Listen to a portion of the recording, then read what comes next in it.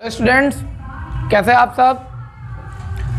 जैसा कि term first की प्रिपरेशन आप लोग की बहुत बेहतर चल रही होगी, ऐसा उम्मीद मैं करता हूँ। उसी के सिलसिले में आज आपके क्लास 10 साइंस का सेकेंड चैप्टर लेके आया हूँ। क्लास 10 के साइंस के सेकेंड चैप्टर की बेसिक्स नॉलेज जो कॉन्सेप्ट्स है ना, उन कॉन्सेप्ट्स की आज चर्चा करेंगे।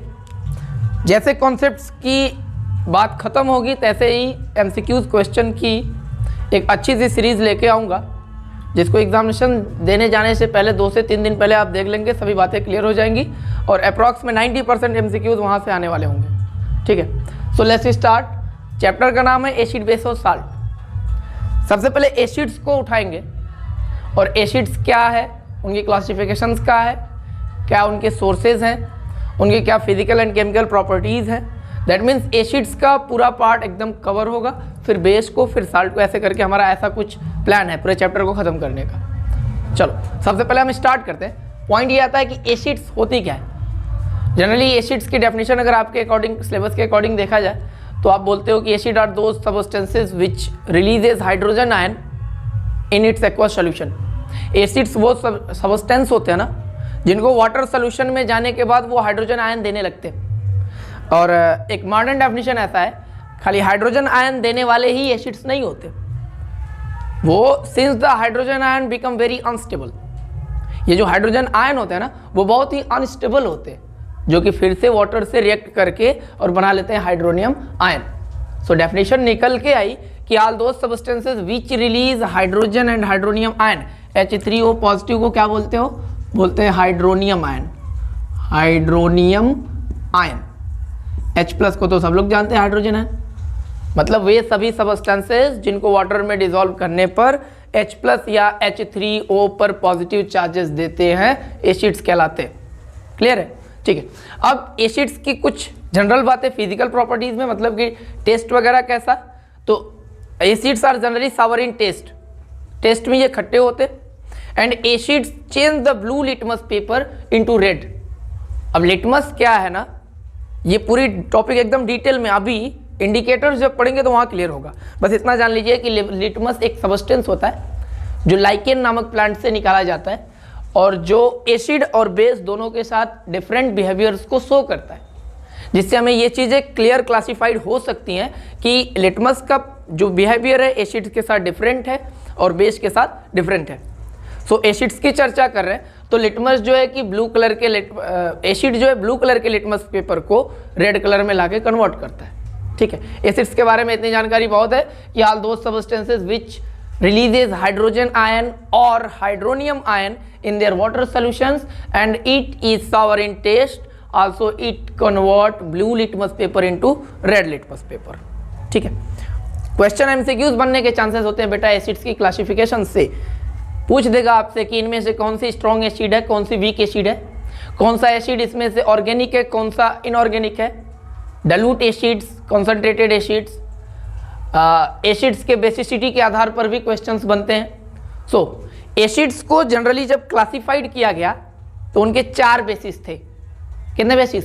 4। सबसे पहला बेसिस आपका आता है on the basis of ionization. Ionization means acids का अपने आयन में डिसोसिएट होना ही तो आयोनाइजेशन होता है ना। ठीक है, on the basis of ionization, जब आयोनाइजेशन के बेसिस पे आप देखेंगे तो acids are broadly classified into 2 major categories. Ionization के बेसिस पर एसिड होते हैं 2 टाइप के, एक को बोलते हो स्ट्रॉन्ग एसिड्स और दूसरे को आप बोलते हो वीक एसिड्स। मैंने लिख रखा है आपके लिए कि on the basis of ionization acid 2 type के होते हैं, स्ट्रॉन्ग एसिड और वीक एसिड। अब ये स्ट्रॉन्ग और वीक एसिड्स का कंसेप्ट क्या है, तो बहुत ही ईजी लैंग्वेज में मैं आपको बता रहा हूँ कि all those acids which are completely dissociated in their water solution, वो सभी एसिड्स जो अपने वाटर सोल्यूशन में 100% डिसोसिएट हो जाते हैं। दैट मीन्स अगर हमने किसी एसिड्स का 100 मोल्स लिया और वाटर में डिसॉल्व किया तो वाटर में डिसॉल्व करने के बाद हम देखते हैं कि 98 मोल्स जो थे उसके एसिड्स के वो डिसोसिएट हो गए and 2 moles are remain same, 2 moles से वो वैसे ही बच गए। दैट मीन्स लड़का ये बोलेगा ना सर कि इसके 98 मोल्स तो डिसोसिएट हो गए, दैट मीन्स अप्रॉक्स में ये कंप्लीटली डिसोसिएट हो जाता है। सेंस बस वहीं जाता है ना कि हाइड्रोजन आयन देने वाले सबस्टेंसेस को एसिड बोलते हो, तो जो एसिड जितना ज़्यादा डिसोसिएट होगा उसमें H+ का नंबर उतना ही ज़्यादा होगा ना। हाँ, तो स्ट्रॉन्ग एसिड वही होता है जिसमें नंबर ऑफ हाइड्रोजन आयन ज़्यादा होता है, ऐसा बोल लो, या फिर ऐसा बोलिए कि जो अपने वाटर सोल्यूशन में कंप्लीटली डिसोशिएट हुआ करते हैं। तो जो एसिड्स अपने वाटर सोल्यूशन में कंप्लीटली डिसोशिएट होते हैं उनको स्ट्रॉन्ग एसिड बोलते हैं, और जो एसिड अपने वाटर सोल्यूशन में पार्शियली डिसोशिएट होते हैं, एग्जांपल के तौर पे मैंने बताया कि 100 मोल्स एसिड लिया और उनके बस 2 मोल्स वाटर सोल्यूशन में जाके डिसोशिएट हुए, 98 वैसे ही रिमेन पड़े रह गए, तो वो वीक एसिड। अगर 98 मोल डिसोशिएट हो जाते हैं, 2 मोल ही पड़े रहते हैं, तो वो स्ट्रॉन्ग एसिड्स। कॉन्सेप्ट बन गया कि जिस वाटर सोल्यूशन में H+ का नंबर ज़्यादा था वो स्ट्रॉन्ग था, और जिस वाटर सोल्यूशन में H+ का नंबर कम था वो वीक था। पॉइंट की बात ये है कि जितने भी स्ट्रॉन्ग एसिड्स होते हैं ना बेटा, वो सब ऑर्गेनिक इनऑर्गेनिक एसिड्स के अंदर में आते हैं। इनऑर्गेनिक और ऑर्गेनिक एसिड क्या है, ये दूसरे क्लासिफिकेशन में अभी देख रहे हैं। फिलहाल के लिए जितने स्ट्रॉन्ग एसिड हैं सब के सब कैसे एसिड होते हैं, इनऑर्गेनिक एसिड्स होते हैं। एग्जांपल के तौर पे आप HCl देखोगे, HCl मतलब हाइड्रोक्लोरिक एसिड, HNO3 मतलब नाइट्रिक एसिड्स, H2SO4 मतलब सल्फ्यूरिक एसिड्स, इटीसी अभी और एग्जांपल्स होते हैं। मतलब ये जो एसिड्स हैं ये अपने वाटर सॉल्यूशन में 100% डिजोल्व हुआ करते हैं, इसलिए आप इनको कहते हो सर ये स्ट्रॉन्ग एसिड है। ठीक है, वीक एसिड में आएंगे तो वीक एसिड पार्शियली डिसोशिएट होते हैं। जितने इनऑर्गेनिक एसिड्स हैं, कौन से, जितने भी इनऑर्गेनिक एसिड्स होते हैं सबका नेचर कैसा होता है, वीक होता है।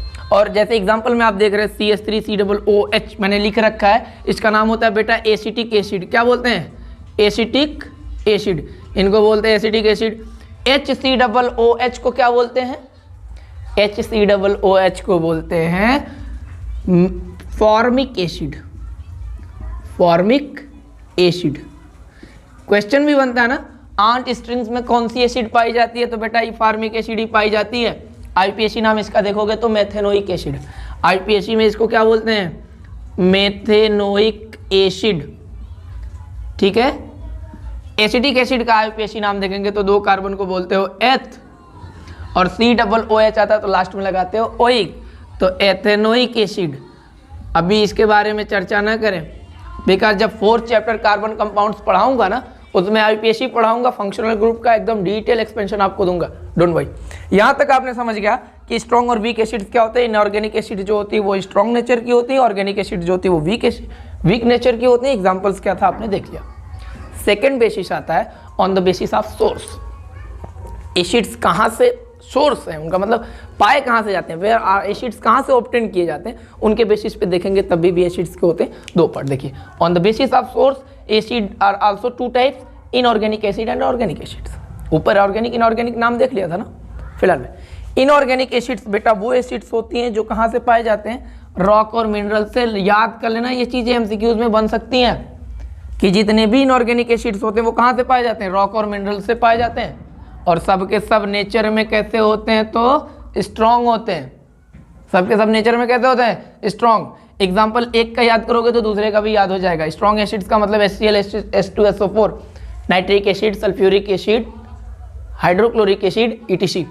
ठीक है, ऑर्गेनिक एसिड्स में आएंगे आप तो बोलेंगे sir it is obtained from animal and plants. तो जो एसिड एनिमल और प्लांट से पाई जाती है ना बेटा उनको ऑर्गेनिक एसिड्स, जो एसिड्स रॉक और मिनरल से निकाली जाती हैं उनको आप बोलते हो इनऑर्गेनिक एसिड्स। इनऑर्गेनिक एसिड्स का नेचर स्ट्रॉन्ग होता है जबकि ऑर्गेनिक एसिड्स का नेचर वीक होता है। और स्ट्रॉन्ग वीक का एग्जाम्पल आपको एक जगह याद कर लेंगे, दोनों जगह काम करेगा। कॉन्सेप्ट बनाइएगा, इसको एसिटिक एसिड, इसको मेथेनोइक एसिड बोलते थे आप, ऊपर मैंने लिख रखा है। एसिड्स का 2 बेसिस पे क्लासिफिकेशन आपने देख लिया। जो तीसरा बेसिस आता है on the basis of concentration.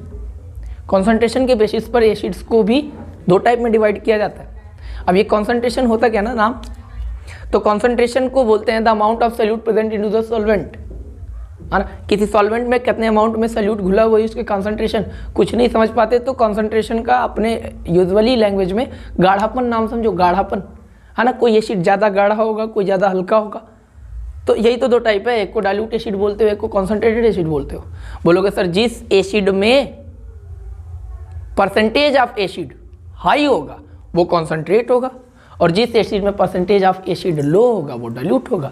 That means मैंने लिख रखा है कि एक डाइल्यूट एसिड होते हैं और एक कॉन्सेंट्रेट होते हैं। डाइल्यूट एसिड में परसेंटेज ऑफ एसिड जो होता है ना बेटा वो लो होता है, लेस होता है, और इसमें जो परसेंटेज ऑफ एसिड होता है बेटा वो क्या होता है, वो हाई होता है। ठीक है, तो डाइल्यूट और कॉन्सेंट्रेट समझ गया। डाइल्यूट एसिड को बोलते हैं कि हल्का एसिड का सोल्यूशन है, कंसंट्रेट को बोलते हो कि बहुत गाढ़ा है, आपकी लैंग्वेज में बता रहा हूँ। परसेंटेज ऑफ एसिड कम हो गया तो डाइल्यूट हो गया, परसेंटेज ऑफ एसिड इंक्रीज कर गया तो कॉन्सेंट्रेट हो गया। आते हैं लास्ट बेसिस पर, इंपॉर्टेंट है, लास्ट बेसिस सबसे इंपॉर्टेंट है। On the basis of basicity, on the basis of basicity, point is that कि what is the basicity of an acid, किसी एसिड की बेसिसिटी होती क्या है। तो जैसा कि हम जान रहे हैं ना कि एसिड वो सब्सटेंस होते हैं जो H+ आयन देते हैं वाटर में डिसॉल्व करने पे, देते हैं ना, ठीक है।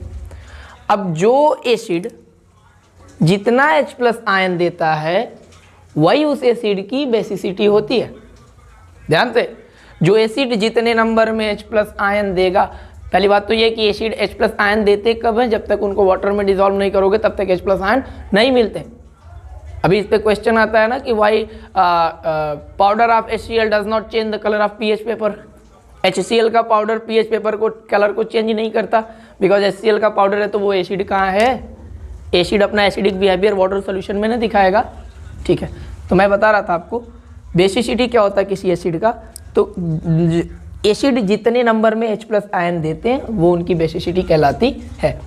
अब कोई एसिड एक H+ आयन दिया तो उसको आप बोलोगे मोनोबेसिक एसिड, कोई 2 H+ आयन दिया तो डाइबेसिक एसिड, और 3 दिया तो ट्राइबेसिक एसिड। मैंने एग्जांपल लिख रखा है, HCl मोनोबेसिक एसिड होता है बिकॉज इसमें एक ही हाइड्रोजन होता है, वाटर में डिसॉल्व करने पे ये H+ में और Cl- में डिसोशिएट होते हैं।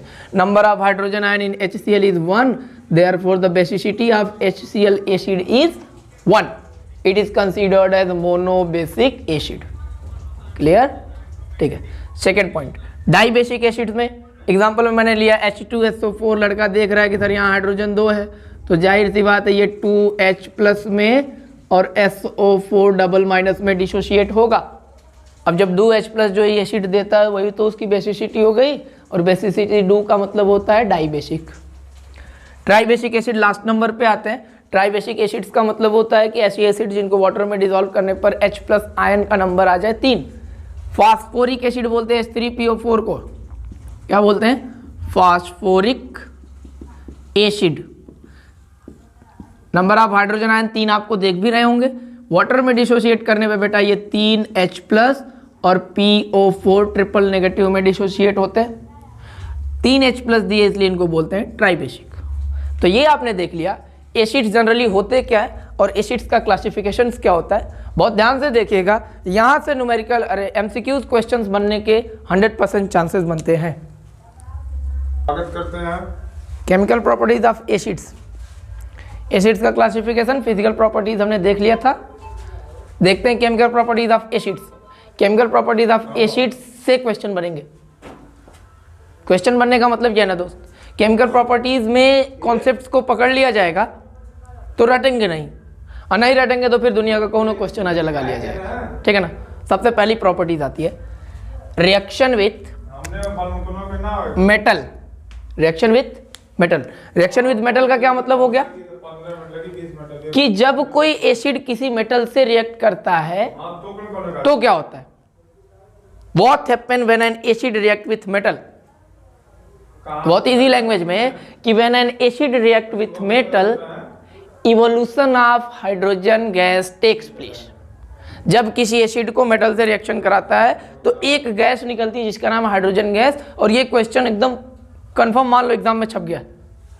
जनरल एक क्वेश्चन जो आपके एक्टिविटीज में दे के रखा है कि जब सल्फ्यूरिक एसिड्स की रिएक्शन जिंक के ग्रेन्यूल से कराते हैं तो क्या निकलता है, तो बस याद कर लीजिएगा हाइड्रोजन गैस निकलता है with pop sound, with pop sound. Evolution of hydrogen gas takes place with pop sound.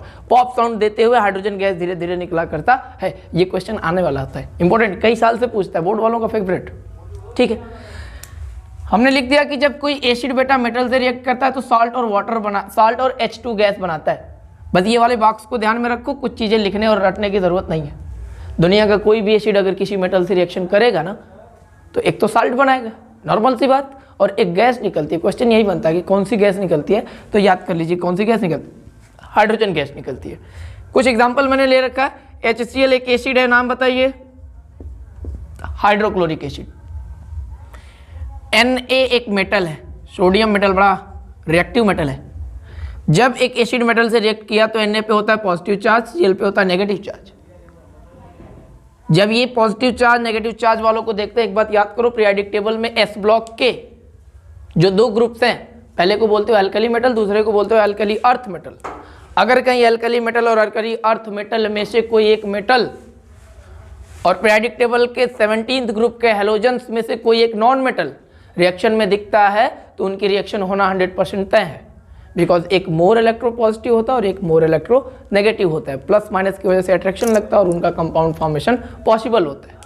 यहाँ पे देखा आपने कि ये Cl Na को लेके चला गया, NaCl एक साल्ट होता है, कॉमन साल्ट जिसको आप यूज करते हैं, और एक गैस निकलती है H2 गैस। सेकेंड एग्जाम्पल हमने लिया H2SO4, ये भी एक एसिड है, नाम इसका क्या है?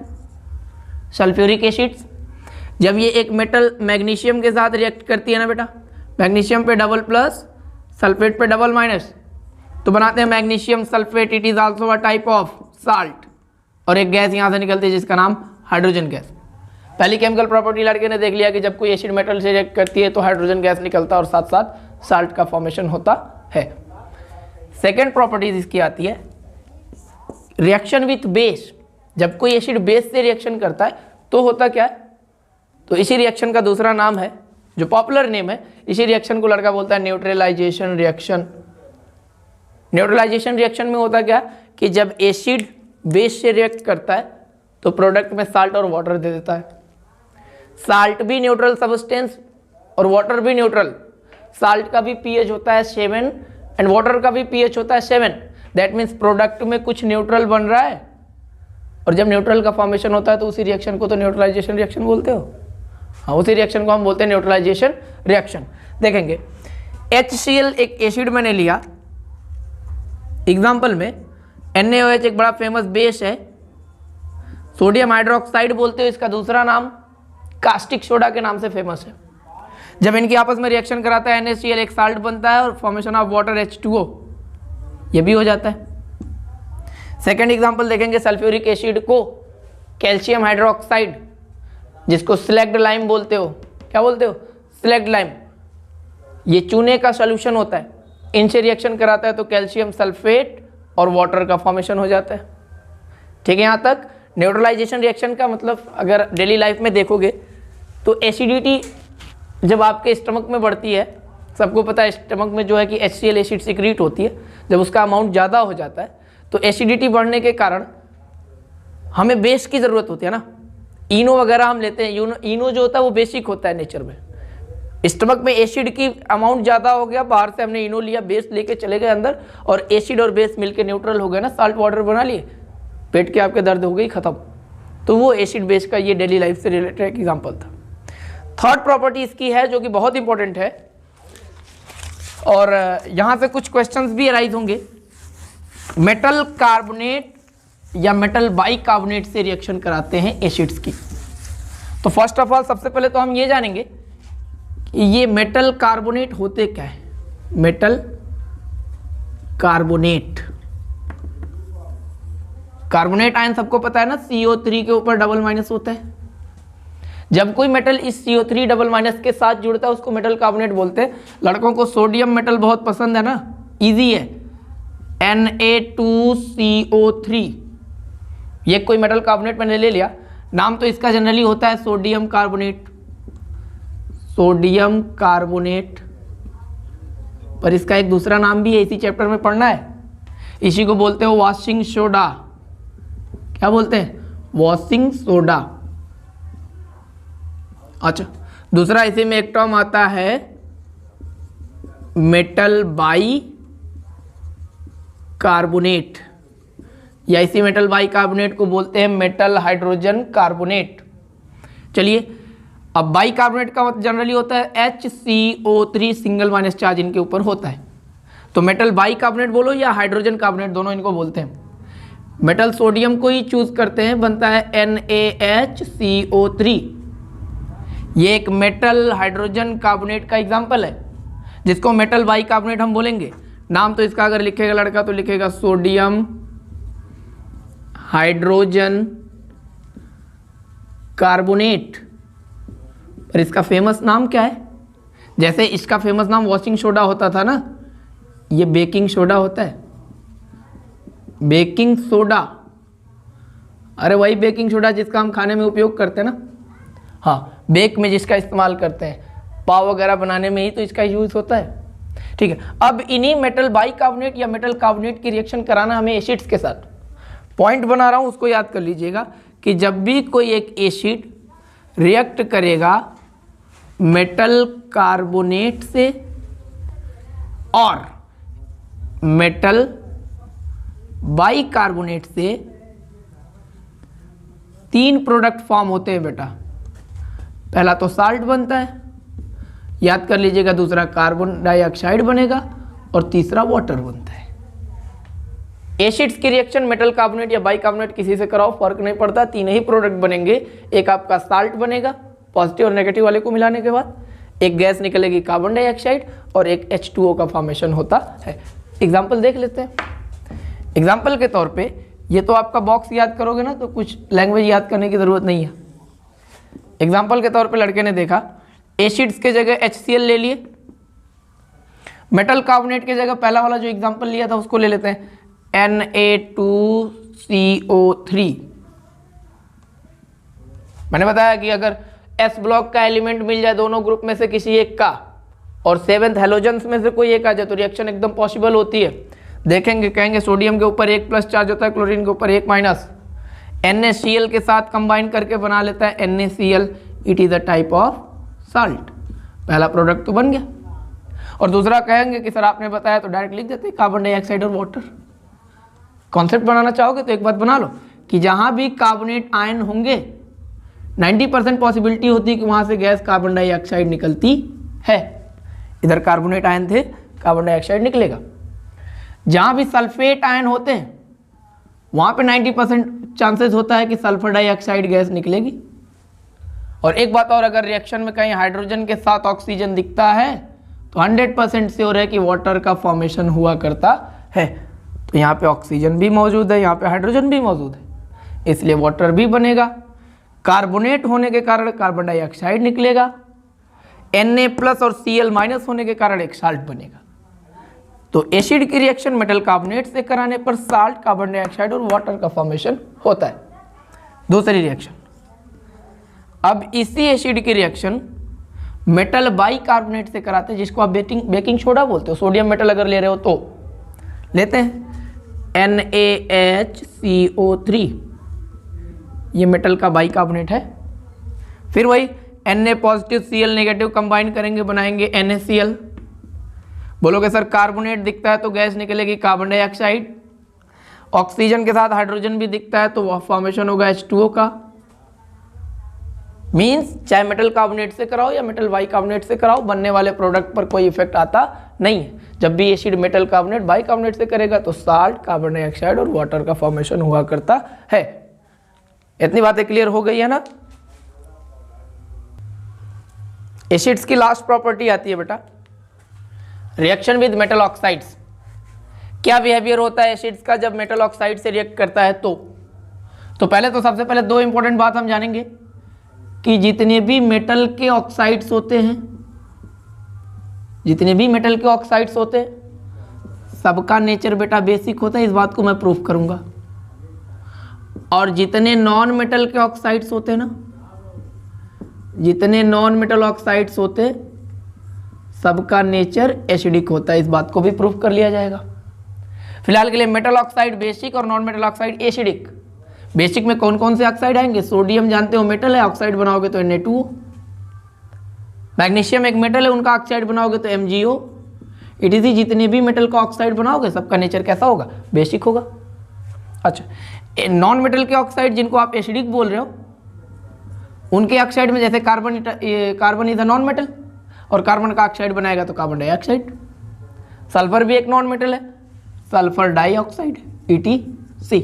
बहुत से ऐसे आएंगे नॉन मेटल ऑक्साइड जिनका नेचर कैसा होता होगा? एसिडिक।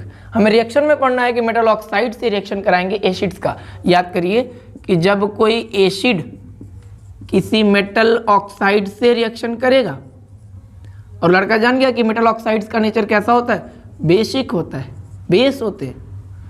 तो फॉर्मेशन याद करो, अभी पिछले रिएक्शन में मैंने बताया neutralization reaction. What happen when an acid react with base, जब एसिड बेस से रिएक्ट करता था तो आपका साल्ट और वाटर ही तो बनता था ना, इसी को न्यूट्रलाइजेशन रिएक्शन बोल रहे थे। बात वही है, ये मेटल का ऑक्साइड कह दिए, सीधे सीधे बेस को नहीं बोले, और मेटल ऑक्साइड बेसिक होते हैं ये लड़का जानता है। एग्जाम्पल में देख के कुछ चीज़ें सीखते। एसिड के तौर पर मैंने HCl ले लिया, अभी इसी रिएक्शन में ये चीज़ प्रूफ भी होगा कि मेटल के ऑक्साइड बेसिक होते हैं कि नहीं होते। HCl ले लिया, कोई मेटल के ऑक्साइड के जगह Na2O ले लिया, ये तो कंफर्म हूँ मैं कि HCl एक एसिड है। Na2O को आप कह रहे हो कि नहीं प्रूफ करिए, तो चलिए कर लेते हैं।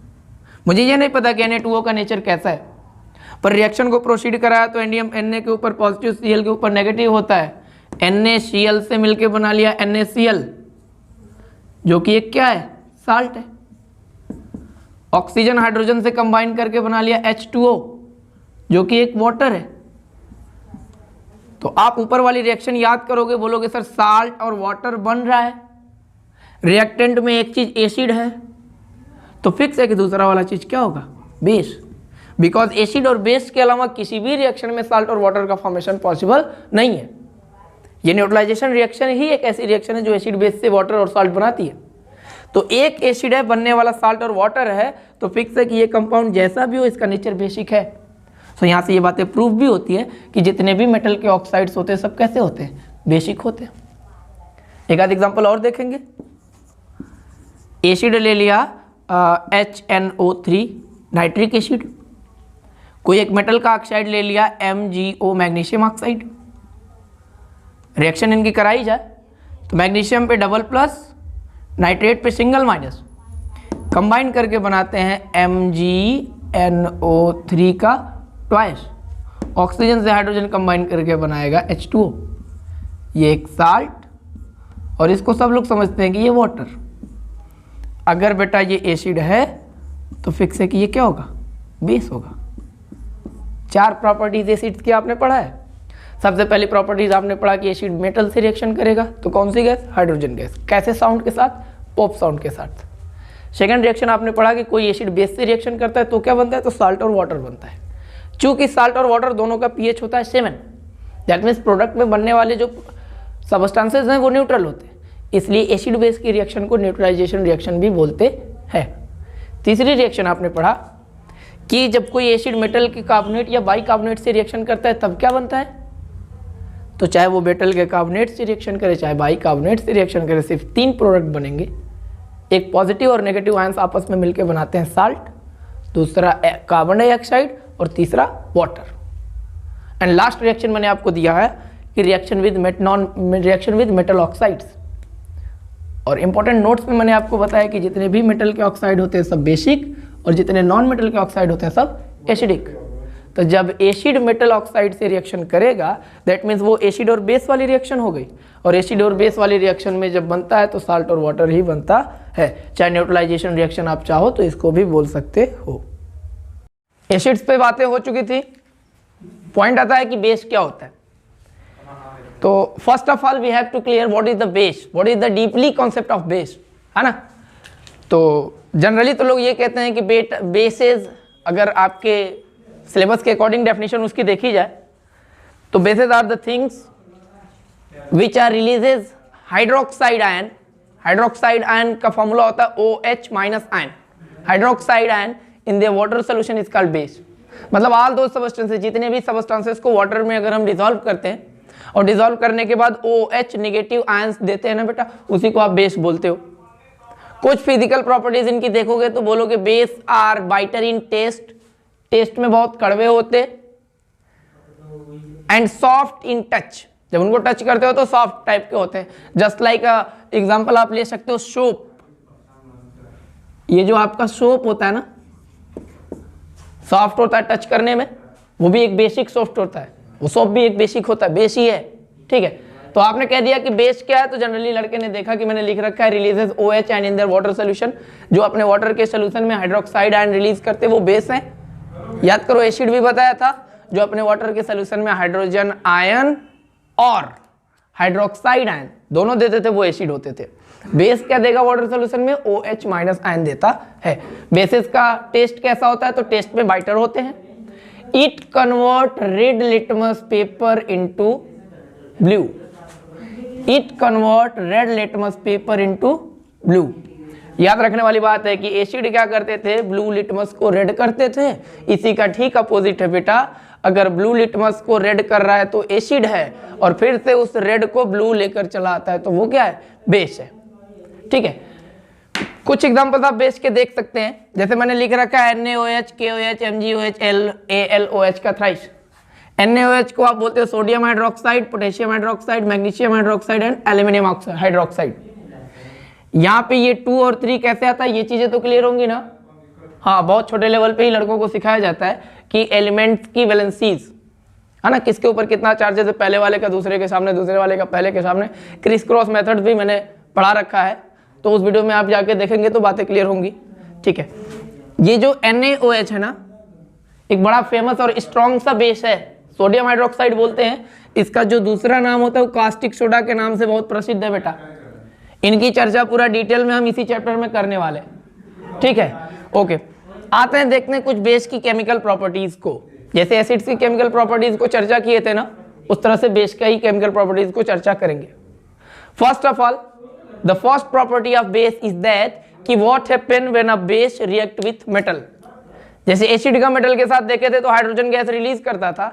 Similarly in the same way, उसी वे में जब बेस को भी मेटल के साथ आप रिएक्ट कराओगे तो हाइड्रोजन गैस रिलीज होती है। But a very minor difference, छोटा सा डिफरेंस होता है कि एसिड से रिएक्शन कराने पर साल्ट बनता है, बेस से भी रिएक्शन कराओगे तो साल्ट ही बनेगा, बट ये साल्ट कॉम्प्लेक्स होता है। कैसा होता है, कॉम्प्लेक्स। इस साल्ट के ऊपर लड़का अगर लिखना चाहे कि सर ये कॉम्प्लेक्स है, हाँ तो ये कॉम्प्लेक्स साल्ट होता है। फिलहाल के लिए कॉम्प्लेक्स साल्ट होता क्या है तो अभी इसी वीडियो में क्लियर होगा। कॉम्प्लेक्स साल्टेज को आपको क्लास 12th में आएंगे तो चैप्टर नंबर 9 कोऑर्डिनेशन कंपाउंड में क्लियर कराया जाएगा।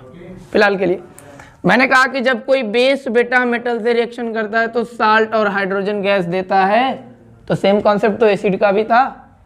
हाँ, रिएक्शंस देखते हैं। मैंने एक मेटल ले लिया Zn, जिंक एक मेटल है जो रिएक्शन करता है NaOH, it is a type of base, तो बना रहा है Na2ZnO। नाम इसका होता है सोडियम जिंकेट। क्या नाम होता है, सोडियम जिंकेट, सोडियम जिंकेट। और ये सोडियम जिंकेट एक टाइप का क्या है बेटा, साल्ट है, और ये एक हाइड्रोजन गैस, इसको तो सभी लोग पहचान रहे हो। उसी तरह से जब एल्यूमिनियम मेटल रिएक्ट करता है NaOH एक बेस के साथ, तो ये बनाया NaAlO2, इसका नाम होता है सोडियम एल्यूमिनेट। क्या नाम होता है, sodium aluminate.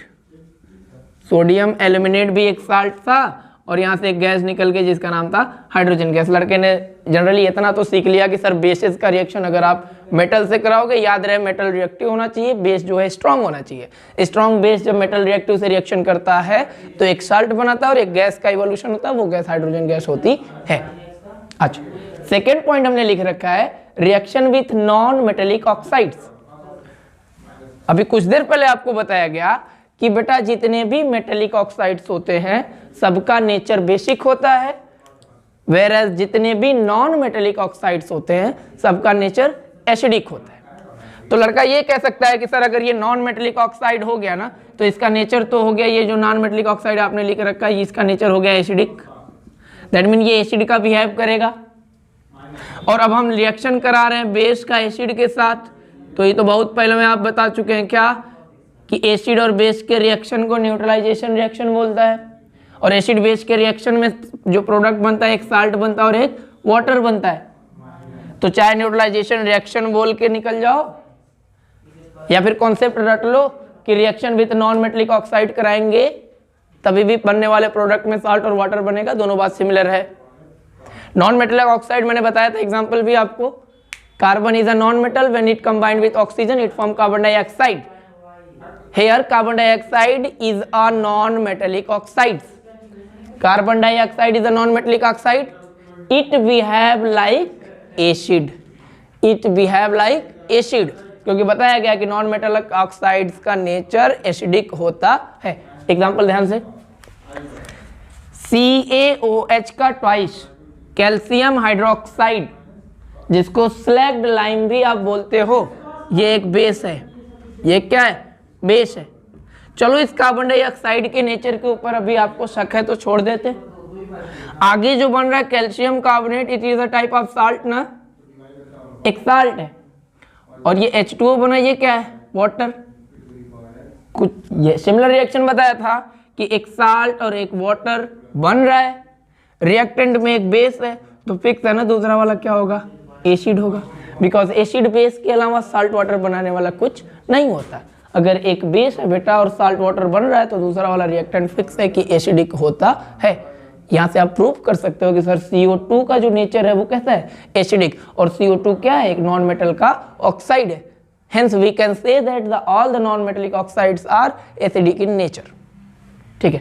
Second example, aluminium hydroxide जब रिएक्शन करता है सल्फर डाइऑक्साइड से, सल्फर भी एक नॉन मेटेलिक ऑक्साइड है, उसी तरह से ये बनाएगा एल्यूमिनियम सल्फेट और वाटर। ये एक साल्ट है और ये एक वाटर है। साल्ट वाटर बन रहा है, अगर ये बेस है तो ये कैसा होगा? एसिड होगा। होगा ना इतनी बात? ठीक है, इतना बात तो हमने जान ही लिया, इतना बात तो हम जान लिए। कुछ चीजें और जान लेते हैं। नोट में मैंने लिख रखा है कि toothpaste are basic in nature. Question बनेगा कि टूथपेस्ट का नेचर कैसा होता है, तो याद कर लीजिएगा कैसा होता है? बेसिक होता है। इसका रोल क्या होता है? मॉर्निंग में उठ के टूथपेस्ट करने का रोल क्या होता है ना, कि हमारे सिलेवरी ग्लैंड से, कुछ बायोलॉजी की टॉपिक्स है, सिलेवरी ग्लैंड से कुछ एंजाइम्स निकलती हैं, 4 एंजाइम्स निकलती है जनरली। उन चारों में से एक एंजाइम्स का नाम होता है लाइसोजाइम। क्या नाम होता है? लाइसोजाइम। लाइसोजाइम एक एंजाइम होती है जिसका नेचर कैसा होता है? एसिडिक होता है। कैसा होता है? एसिडिक। लाइसोजाइम एक एंजाइम है जिसका नेचर होता है एसिडिक, और वो सिक्रीट होती है हमारे मुंह के अंदर, माउथ के अंदर, इस कैविटी के अंदर सिक्रीट होती है। बिकॉज वो वही तो हमारे जर्म्स से प्रोटेक्शन करती है ना, टीथ वगैरह को। जब रात में आप सोते हैं आपका माउथ वर्क करना बंद करता है, मतलब खाना पीना आप बंद करते हो ना, तो इसी लाइसोजाइम का सिक्रीशन होता है। और मॉर्निंग में उठने के बाद आपको कुछ अनफ्रेश सा फील होता है ना, टीथ के ऊपर कोई एक लेयर टाइप का दिखता है, तो वो लेयर इसी लाइसोजाइम एंजाइम्स का होता है जो एसिडिक नेचर के होते हैं। आपने टूथपेस्ट ब्रश में लेके जब स्टार्ट किया करना, तो टूथपेस्ट का नेचर तो कैसा था? बेसिक था। और मुंह में पहले से जो एंजाइम आ गया था वो क्या था? एसिडिक था। तो इस बेस का रोल यही होता है कि उस एसिडिक को, जो एसिडिक सबस्टेंसेस आपके टीथ के अंदर आ गए, टीथ के चारों तरफ, उसको वो न्यूट्रल कर सकता है, कर देता है। Toothpaste are basic in nature because it neutralize the excess amount of acid around the teeth. आपके टीथ के अराउंड में जो एक्सेस अमाउंट ऑफ एसिड आ जाता है, जिसको दूसरी भाषा में आप लाइसोजाइम कह सकते हो, उसी के अमाउंट को मैनेज करने के लिए बेसिक टूथपेस्ट का इस्तेमाल किया जाता है। सो बेस के लिए इतना बात काफी है, याद के रहिएगा। बेस क्या होते हैं, टेस्ट कैसा होता है, पीएच पर इनका एक्शन क्या होता है, मेटल से रिएक्ट करके ये क्या बनाते हैं, नॉन मेटलिक ऑक्साइड के साथ इनका कैसा रिएक्शन होता है। और मैं ये नहीं बताना चाहूँगा कि बेस का एसिड के साथ रिएक्शन कैसा होता है, बिकॉज इसको बता चुके हैं। बेस के साथ एसिड का रिएक्शन करोगे तो न्यूट्रलाइजेशन रिएक्शन, साल्ट वाटर का फॉर्मेशन होता है। एसिड और बेस, दो कॉन्सेप्ट आपके इस चैप्टर के फिनिश।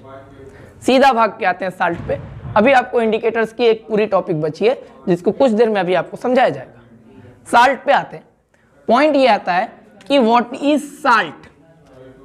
बहुत देर से लड़के देख चुके हैं सर एसिड बेस की रिएक्शन से साल्ट वाटर बनता है, तो बोलोगे the substance, the solid substance which is formed at the result of reaction of acid and base is called salt.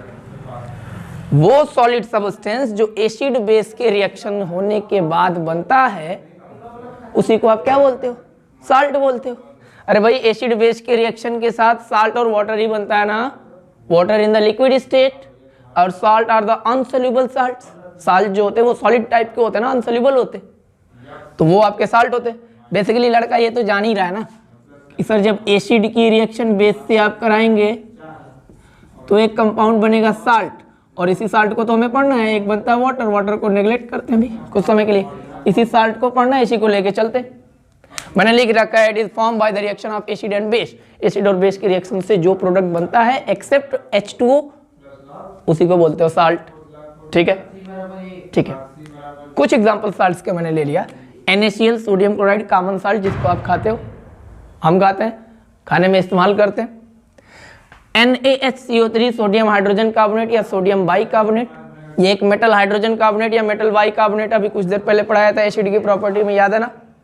हाँ याद है, तो बताओ इसका दूसरा नाम क्या था? इसका दूसरा नाम होता है बेकिंग सोडा। क्या होता है? Baking soda. मैंने फिर लिख रखा सोडियम कार्बोनेट। सोडियम कार्बोनेट का दूसरा नाम क्या होता है? तो वॉशिंग सोडा होता है। अभी इसके बारे में एकदम डिटेल में चर्चा किया जाएगा। मैंने लिखा CaOCl2 कैल्शियम ऑक्सी क्लोराइड बोलते हैं, it is also a type of salt. इसका दूसरा जो फेमस नाम है उसको बोलते हैं ब्लीचिंग पाउडर। क्या बोलते हैं? Bleaching powder. लास्ट लिख रहा कैल्शियम सल्फेट। कैल्शियम सल्फेट को सोडा प्लास्टर ऑफ पेरिस के नाम से जानेंगे कब? जब इस कैल्शियम सल्फेट के साथ वाटर के मॉलिक्यूल्स जुड़ेंगे। Half mole of water add होगा तो POP होगा, and 2 mole of water add होगा अगर उसमें तो वो जिप्सम होगा, जिसकी चर्चा 1 by 1 हम इसी वीडियो में करने वाले।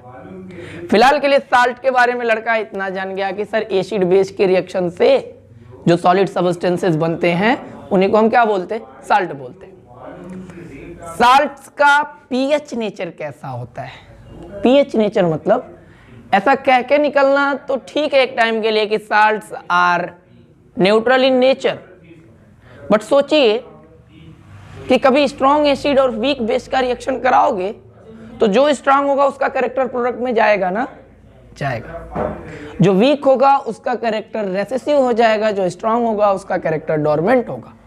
दैट मीन्स कुछ बातें करते हैं हम अकॉर्डिंग टू आवर नोट्स। हमने नोट्स लगा के रख रखा है, इंपॉर्टेंट पॉइंट है, ध्यान से देखिएगा बेटा। हमने कहा कि जब स्ट्रॉन्ग एसिड की रिएक्शन स्ट्रॉन्ग बेस से कराओगे, दोनों चीजें एकदम स्ट्रॉन्ग है, न्यूट्रल होंगी, और जो साल्ट बनेगा उसका pH आएगा 7। उसका pH कैसा आएगा? 7 के एकदम बराबर आएगा। That mean strong acid strong base से जो साल्ट मिलेगा वो न्यूट्रल होगा। कैसा होगा? न्यूट्रल होगा। दूसरे में मैंने लिख रखा है कि अगर एसिड स्ट्रॉन्ग है ठीक है, पर जो बेस है वो वीक हो, तो मैंने बोला जो चीजें स्ट्रॉन्ग होंगी वो अपना इफेक्ट प्रोडक्ट में तो दिखाएंगी। तो एसिड स्ट्रॉन्ग होगा, जो बेस है वो वीक होगा, तो बनने वाला तो भी साल्ट बनेगा, लेकिन इसके pH की जो वैल्यू है ना बेटा उस 7 से कम होगी। दोनों स्ट्रॉन्ग थे तो 7 होता था, एसिड स्ट्रॉन्ग हो गया तो एसिड की तरफ उसका बिहेवियर भागेगा ना, और जिसकी pH की वैल्यू 7 से कम होती है वो एसिड होता है। तो इस साल्ट की जो pH की वैल्यू होगी वो लेस देन 7 होगी। और इसी का अपोजिट अगर हम एसिड को लेते हैं वीक और स्ट्रॉन्ग ले लेते हैं आपका बेस, स्ट्रॉन्ग क्या ले लेते हैं आपका? स्ट्रॉन्ग लेते हैं बेस, तो भी बनने वाला तो साल्ट ही होगा। लेकिन अभी स्ट्रॉन्ग कौन हो गया? बेस। इस साल्ट के अंदर कैरेक्टर किसका जाएगा? बेस का जाएगा, इसलिए इसके pH को बोलोगे मोर देन 7। तो इस साल्ट का जो pH होगा वो 7 से ज्यादा होगा। इस साल्ट को आप बोलोगे सर ये न्यूट्रल सॉल्ट है, इस साल्ट को आप बोलोगे सर ये एसिडिक सॉल्ट है, बिकॉज एसिड का कैरेक्टर ज्यादा है। इस साल्ट को बोलोगे सर ये बेसिक सॉल्ट है, बिकॉज बेस का कैरेक्टर ज्यादा है, स्ट्रॉन्ग बेस ले लिया है। अगर आप वीक एसिड के साथ वीक बेस को मिलाते हो तो भी जो साल्ट बनता है बेटा वो न्यूट्रल बनता है। उसका भी pH क्या होता है? सेम होता है, बिकॉज दोनों की स्ट्रेंथ क्या है? सेम है। साल्ट्स के बारे में जितना कुछ बताया, अगर इतना समझ गया तो काम हो चुका है। साल्ट एसिड बेस की रिएक्शन से मिलते। कुछ एग्जांपल साल्ट्स के मैंने आपको दे रखे। सभी साल्ट्स के pH को 7 कहना उचित नहीं है। हाँ, स्ट्रॉन्ग एसिड स्ट्रॉन्ग बेस के pH 7 होते हैं, ये कंफर्म है। वीक एसिड वीक बेस के pH 7 होते हैं, ये भी कंफर्म है। लेकिन बेटा अगर एसिड स्ट्रॉन्ग ले लिया, वीक बेस को वीक लिया, तो वो जो साल्ट होगा वो एसिडिक साल्ट होगा। अगर बेस स्ट्रॉन्ग लिया, एसिड वीक ले लिया, तो जो साल्ट बनेगा वो बेसिक साल्ट बनेगा। हमने इन चारों टाइप के साल्ट्स के एग्जाम्पल को नीचे मेंशन कर रखा है। जैसे मैंने लिखा NaCl K2SO4, सोडियम क्लोराइड और पोटेशियम सल्फेट, ये स्ट्रॉन्ग एसिड और स्ट्रॉन्ग बेस से मिलके बने हैं। ये न्यूट्रल साल्ट तो है, because strong acid strong base से मिलने वाले जो साल्ट होते हैं वो न्यूट्रल होते हैं। दूसरा वाला जो साल्ट का उसका एग्जाम्पल मैंने ले रखा है NH4Cl FeCl2, that means ammonium chloride and ferric chloride.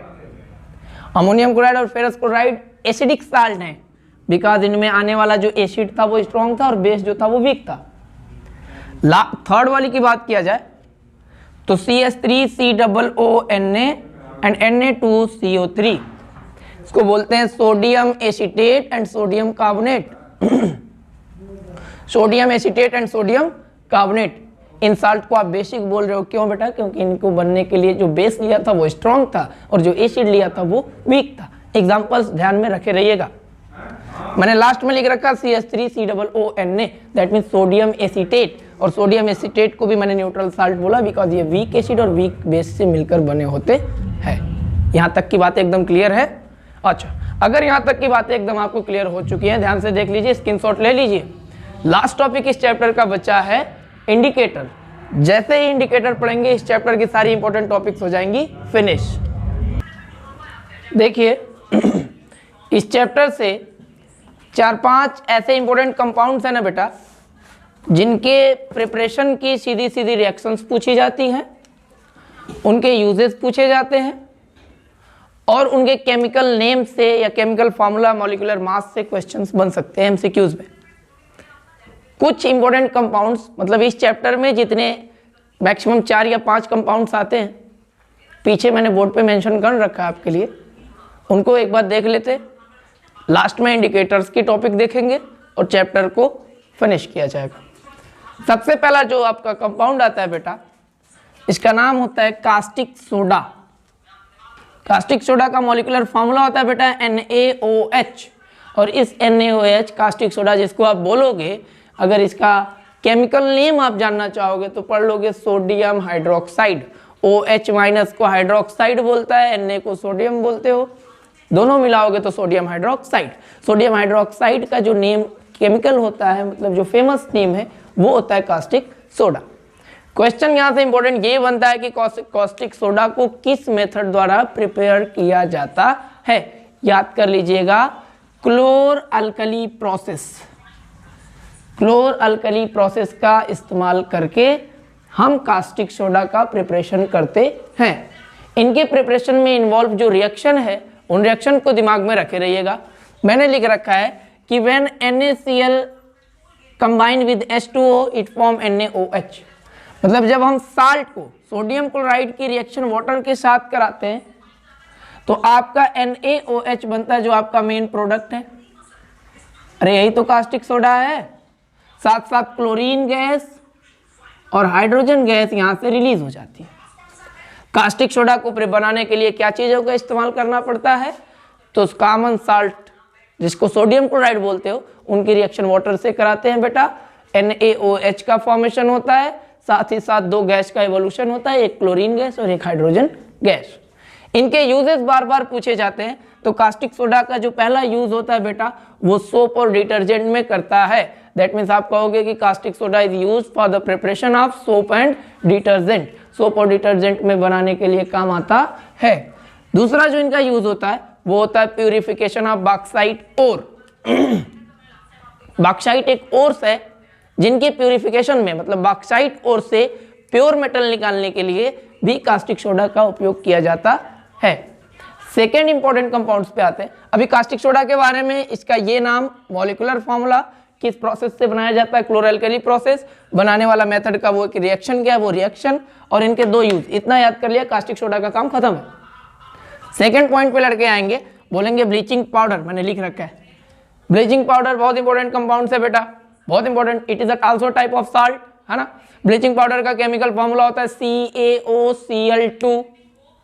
बोलने के लिए तो जनरली लोग बोलेंगे कि कैल्शियम ऑक्सीक्लोराइड। याद करना, इनका 3 केमिकल नेम होता है, तीनों में से कोई एक दे देगा, लड़कों को कंफ्यूज नहीं होना है। मैंने लिख रखा है, पहला होता है calcium chloro hypochlorite, calcium chloro hypochlorite. Second, chlorite of lime, chlorite of lime. And last, chlorinated lime. ये जो 3 नेम्स हैं, calcium chloro hypochlorite, chlorite of lime या क्लोरीनेटेड लाइम, ये तीनों नाम होते हैं कास्टिक सोडा के, सॉरी ब्लीचिंग पाउडर के, जिनका फॉर्मूला होता है CaOCl2। बात आती है इनके प्रिपरेशन की, तो याद कर लीजिएगा इनका प्रिपरेशन होता है जब कैल्शियम हाइड्रोक्साइड के सोल्यूशन में क्लोरीन गैस को पास कराते हैं तो ब्लीचिंग पाउडर का फॉर्मेशन होता है। कैल्शियम हाइड्रोक्साइड के सोल्यूशन में क्लोरीन गैस को पास कराना होता है। कैल्शियम हाइड्रोक्साइड का मैंने नाम आपको बताया था, ये स्लैग्ड लाइम होता है। क्वेश्चन ऐसे बनता है, ब्लीचिंग पाउडर बनाने के लिए स्लैग्ड लाइम में कौन सी गैस को पास कराया जाता है? तो याद कर लेंगे लड़के, कौन सी गैस? Chlorine gas. हाँ, तो जब कैल्शियम हाइड्रोक्साइड में बेटा क्लोरीन गैस को आपने पास कराया, आपका CaOCl2 मेन प्रोडक्ट जो था, इसी मेन प्रोडक्ट का क्या नाम था? इसी मेन प्रोडक्ट का ये 3 नाम मैंने आपको बता दिया। सिंपल में आप ब्लीचिंग पाउडर कह के निकल जाओगे। ठीक है, इस ब्लीचिंग पाउडर के यूजेस क्या होते हैं? तो सबसे पहला बात तो ये इंसेक्टिसाइड्स के रूप में इस्तेमाल किया जाता है, कीटनाशक है ना, कीटाणुओं को मारने के लिए।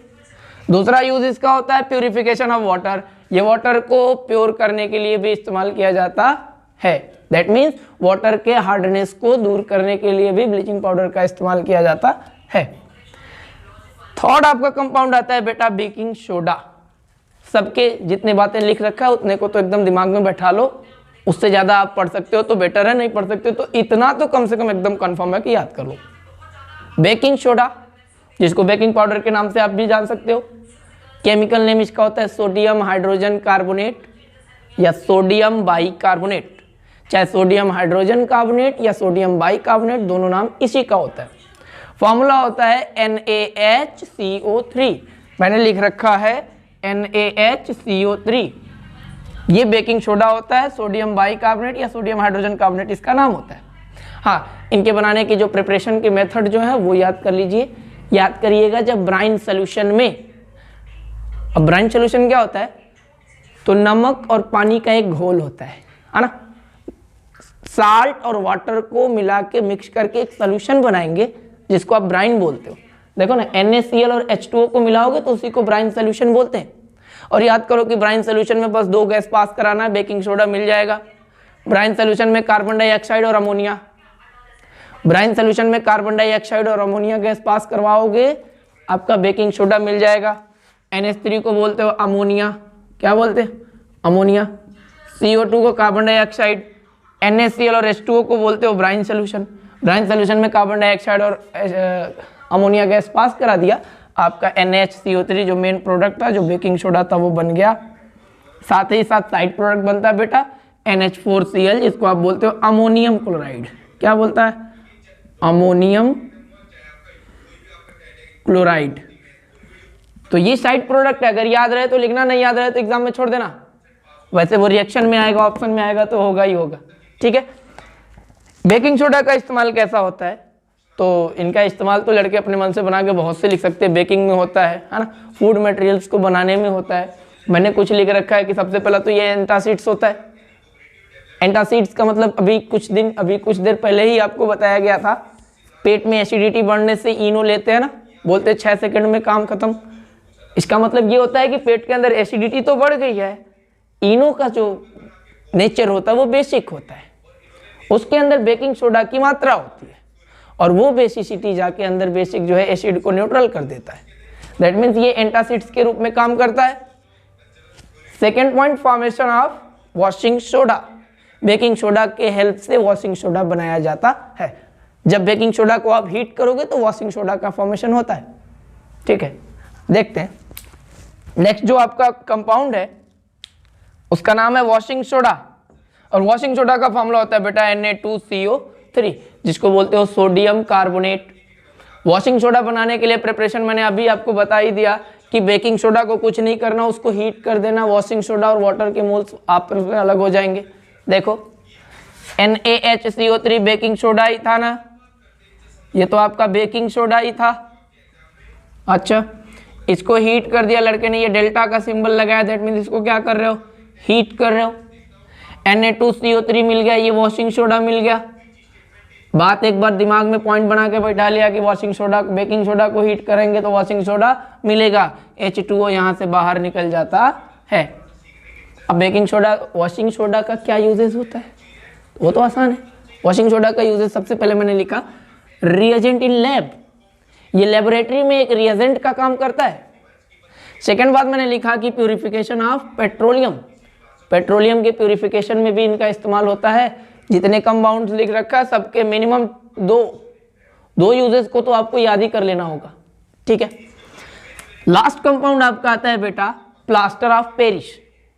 प्लास्टर ऑफ पेरिस को शॉर्ट में आप लिखते हो POP, है ना। हाँ, वही POP जो आपकी सीलिंग्स वगैरह पर की जाती हैं, वही प्लास्टर ऑफ पेरिस जो हाथ वगैरह टूटने पर, हड्डी बोन्स के फ्रैक्चर्ड होने पे प्लास्टर करवा के आते हैं, वही POP की बात हो रही है, ठीक है। इस प्लास्टर ऑफ पेरिस का जो फॉर्मूला होता है बेटा, केमिकल फॉर्मूला होता है CaSO4.12H2O। CaSO4.12H2O नाम कैसे लिखेंगे, तो कैल्शियम सल्फेट, हाफ को बोलोगे सेमी, H2O को बोलोगे hydrate. Calcium sulphate semi hydrate, या उसी हाफ को हेमी भी बोलते हैं, तो दूसरा नाम होगा कैल्शियम सल्फेट हेमी हाइड्रेट, ठीक है। अच्छा, इसको बनाने के लिए क्या मेथड है, तो इसके बनाने का मेथड एकदम सिंपल होता है। जिप्सम को हीट करते हैं। किसको हीट करते हैं, जिप्सम को। जैसे ही हम हीट कर देते हैं तुरंत हमारे POP का फॉर्मेशन हो जाता है। जिप्सम का फॉर्मूला होता है ZCaSO4.2H2O। ये जो था ये आपका जिप्सम था, ये क्या था आपका जिप्सम था। इसको हीट किया, आपका POP बन गया। POP फॉर्मेशन के मेथड को जान गया कि जिप्सम को हीट करेंगे, अप्रॉक्स में 120 केल्विन पे करते हैं। 120 डिग्री सेंटीग्रेड पे जैसे ही POP को हीट, जिप्सम को हीट करेगा, प्लास्टर ऑफ पेरिस आपका बन जाता है, ठीक है। इनके कुछ यूजेस, तो सबसे फेमस यूज है ज्वाइंट करते हैं बोन्स को प्लास्टर वगैरह लगाने में। दूसरा की तरह तरह की जो है कि मूर्ति वगैरह, टॉयज, खिलौने वगैरह बनाने के लिए इनका उपयोग किया जाता है। लास्ट आपकी टॉपिक इस चैप्टर की बचती है इंडिकेटर्स। इंडिकेटर्स होते क्या है, तो generally indicator are the those things, those substances which show the different behavior with acid as well as base। Indicators ऐसे सब्सटेंस होते हैं ना बेटा, जो एसिड और बेस के साथ अलग अलग बिहेवियर क्रिएट करते हैं, जिससे हम इजीली ये सेलेक्ट कर सकते हैं कि कौन सा सब्सटेंस एसिड और कौन सा सब्सटेंस बेस होता है। इंडिकेटर्स 4 टाइप के होते हैं, natural indicator, olfactory indicators, synthetic indicator and last आपका यूनिवर्सल इंडिकेटर। नेचुरल इंडिकेटर्स के एग्जांपल अगर आप देखोगे तो नेचुरल इंडिकेटर का एग्जांपल होता है आपका methyl orange, sorry turmeric and litmus.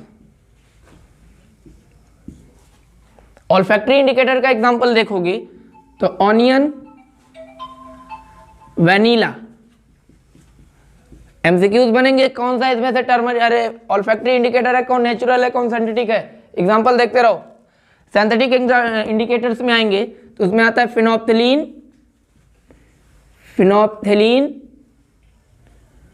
And methyl orange. Phenolphthalein and methyl orange. Last आपका यूनिवर्सल इंडिकेटर आता है बेटा। यूनिवर्सल इंडिकेटर के अंदर आपको पढ़ाया जाता है पीएच स्केल। एक स्केल दिया गया यूनिवर्सल इंडिकेटर के अंदर, वो स्केल बहुत ही पॉपुलर है, अभी तक चलता है। पीएच का मतलब होता है पावर ऑफ हाइड्रोजन या पोटेंशियल ऑफ हाइड्रोजन के नाम से जानते हैं। इनमें सॉल्यूशंस के हाइड्रोजन आयन की कॉन्सेंट्रेशंस को मेजर करते हैं, सॉल्यूशन के हाइड्रोक्साइड आयन के कॉन्सेंट्रेशन को मेजर करते हैं, और उसके बेसिस पे हम सॉल्यूशंस के नेचर को बताते हैं कि कौन से सॉल्यूशंस का नेचर एसिडिक है और कौन से सॉल्यूशन का नेचर बेसिक है। जनरली पीएच में बेटा 0 से लेके 14 तक के पॉइंट दिए होते हैं। It is a type of scale. एकदम मिडल पॉइंट होता है 7।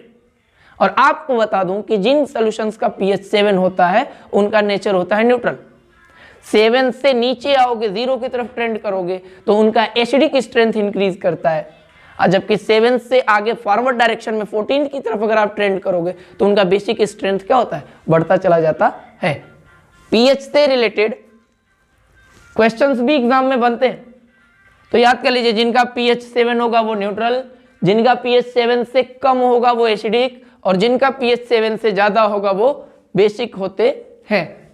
फिलहाल के लिए इंडिकेटर्स के बारे में इतनी जानकारी रखेंगे, क्वेश्चन यहीं से बनेगा। अच्छे से प्रिपरेशन करते रहिए। उम्मीद करता हूं टर्म 1 का एग्जाम आपका बहुत बेस्ट जाने वाला है।